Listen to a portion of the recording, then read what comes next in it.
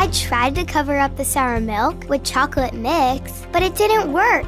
It still tasted terrible. Gross. You can't cover up sour milk like you can't cover up sin.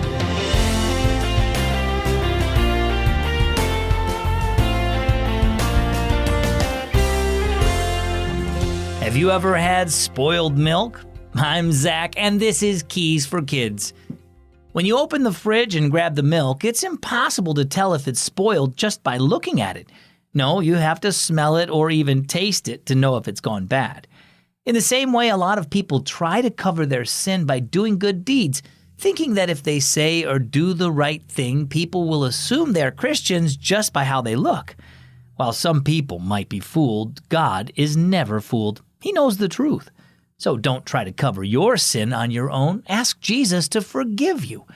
Our story is called Still Sour. Yuck! Londyn made a face, hurried to the sink, and spit out her milk. Londyn, what on earth?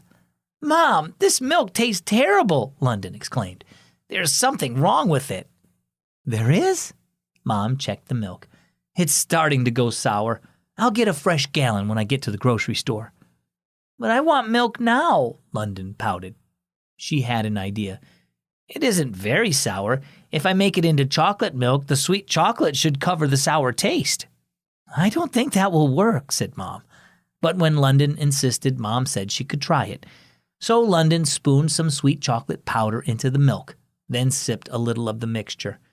It still tastes awful, she groaned. In Sunday school later that morning, Londyn listened carefully as Mrs. Wilson shared a story Jesus had told his disciples. 2 men went into the temple to pray, Mrs. Wilson began.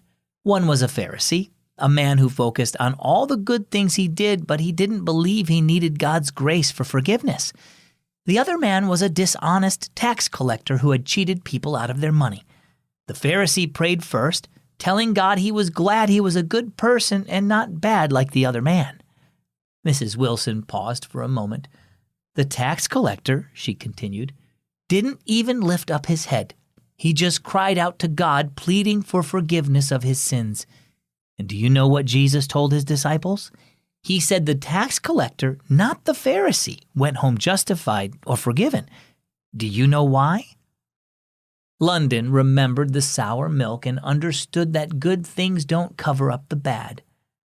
Was the Pharisee trying to cover his sins with good deeds? She asked.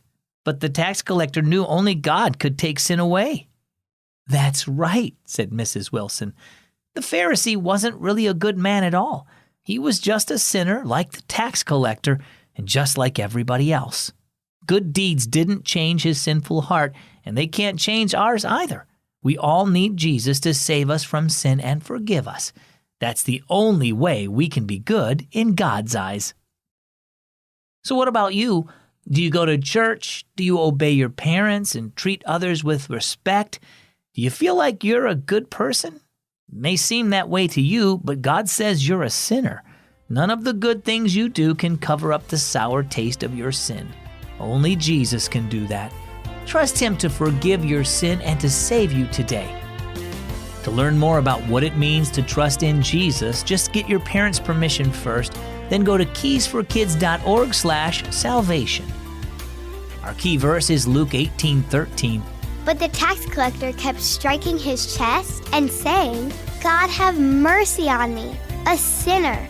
And our key thought today, good deeds can't cover sin.